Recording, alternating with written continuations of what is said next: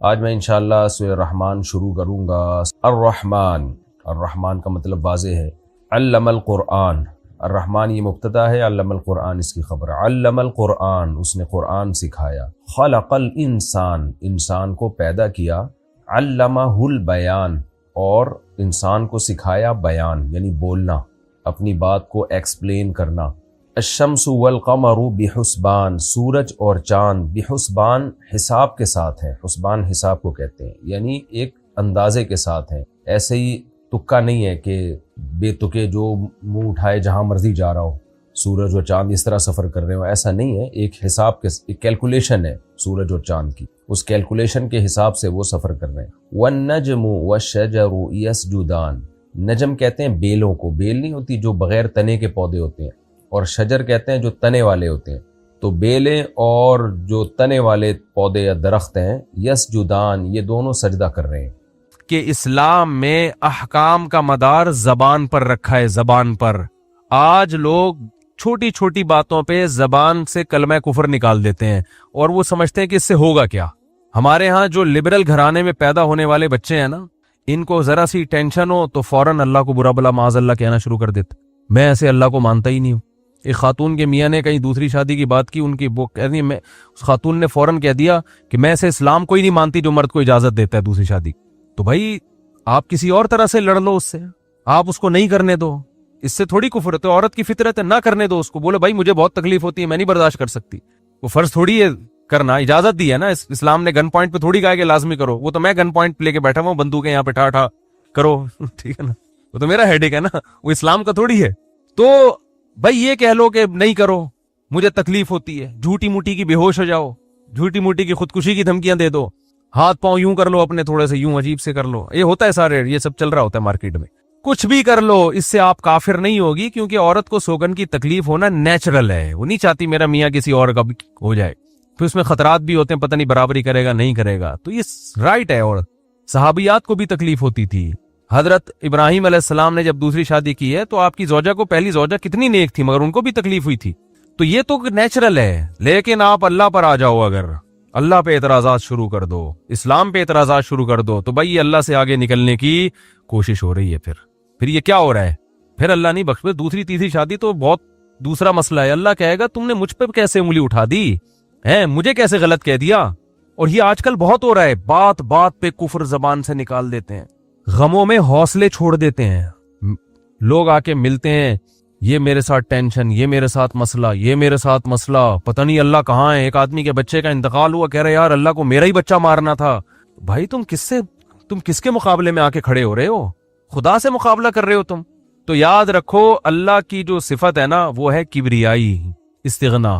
اس سے لڑ کے، اسے برا بلا کہہ کے، اس کے خزانوں سے ایک تنکا بھی نہیں لیا جا سکتا۔ وہ آپ کے ان جذبات سے متاثر نہیں ہوتا۔ اگر آپ یہ سمجھو گے کہ میں یوں کروں گا، دیکھو باپ کے سامنے تڑیاں بعض دفعہ چل جاتی ہیں، باپ کے سامنے بعض دفعہ تڑیاں، میں ابا کو مانتا ہی نہیں جو مجھے جائیداد سے آگ کر دیں اور مجھے گاڑی نہ لے کے دیں۔ ابا ہو سکتا ہے متاثر ہو کے بولیں بھائی چل یار یہ گاڑی تیرے نام کر دی، میں نے یہ پلاٹ تیرے نام کر دیا، میرا بیٹا تو مجھے ماننے سے انکار کر رہا ہے۔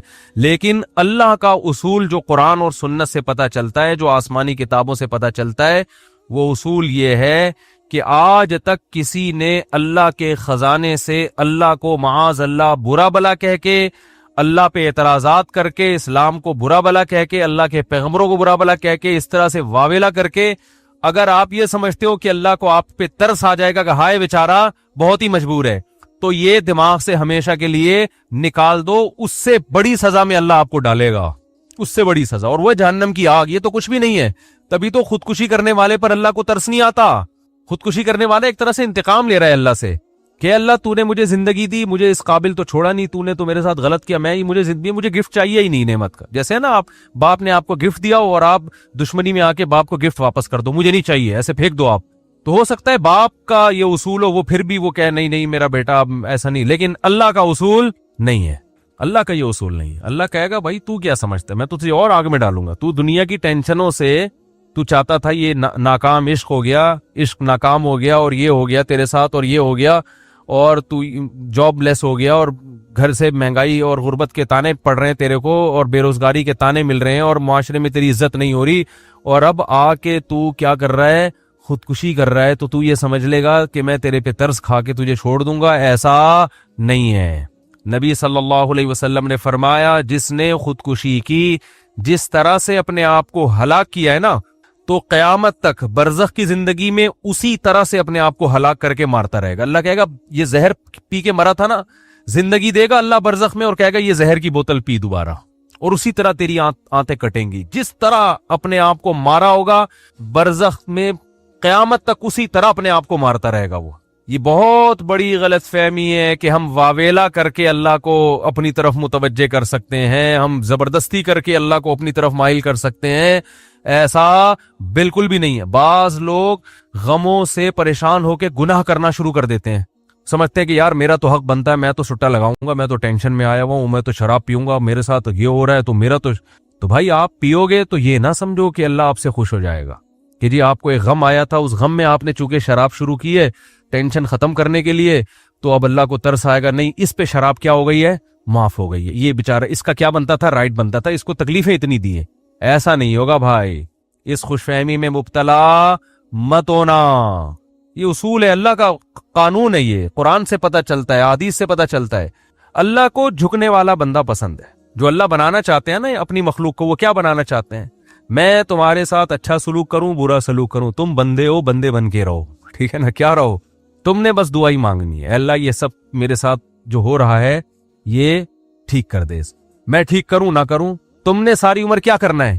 بس یہی مانگنا ہے کہ اللہ ٹھیک کر دے، اللہ محتاج ہے، اللہ یہ بھی ٹھیک ہو جائے، اللہ یہ بھی ٹھیک ہو جائے، اللہ بے روزگار ہوں روزگار دلا دے، میری مرضی روزگار دوں یا نہیں دوں، نہیں بھی دوں تم نے یہی کہنا ہے اللہ دلا دے۔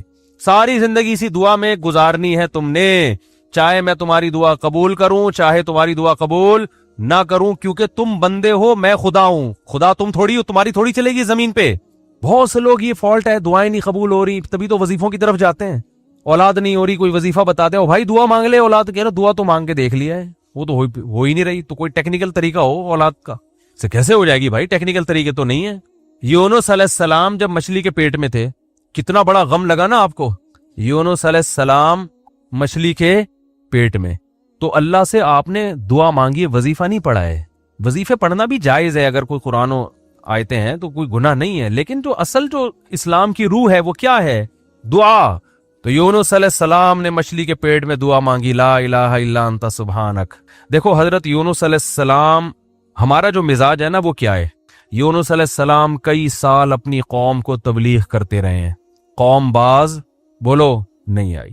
حضرت یونس کو یقین ہو گیا اس قوم پہ عذاب آنے والا ہے، تو آپ نے اللہ سے نہیں پوچھا، اس لیے کہ آپ کا خیال تھا بھئی یہ عذاب تو آئے گا، تو میں اللہ کے خوف سے اب بستی کو پہلے چھوڑ دیتا ہوں۔ میں آپ سے یہ اجتہادی خطا ہوئی، یہ اجتہادی خطا ہوئی کہ بھئی اللہ کی پرمیشن کے بغیر آپ نے قوم کو کیوں چھوڑا؟ حالانکہ اس اجتہادی غلطی کے پیچھے جو اس کی بیس تھی وہ بیس بہت اچھی تھی، وہ اللہ کا خوف اور اللہ کی خشیت، اللہ کے عذاب سے بھاگنا یہ تو حکم ہے نا۔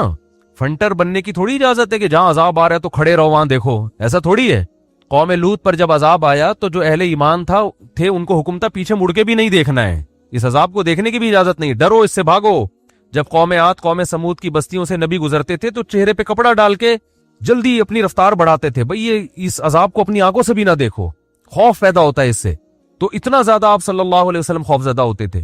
تو اللہ کے عذاب سے تو دور بھاگنے کا حکم ہے۔ تو اب یہاں کیا ہے کہ کیا بات چل رہی تھی یار؟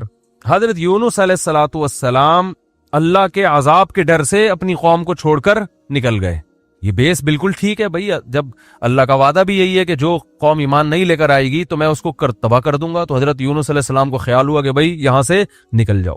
جب بیٹھے ہیں کشتی میں، کشتی ڈوبنے لگی تو ملا نے کہا بھئی وزن کشتی میں زیادہ ہے، ایک آدمی کو نیچے اترنا پڑے گا ورنہ سب ڈوب جائیں گے۔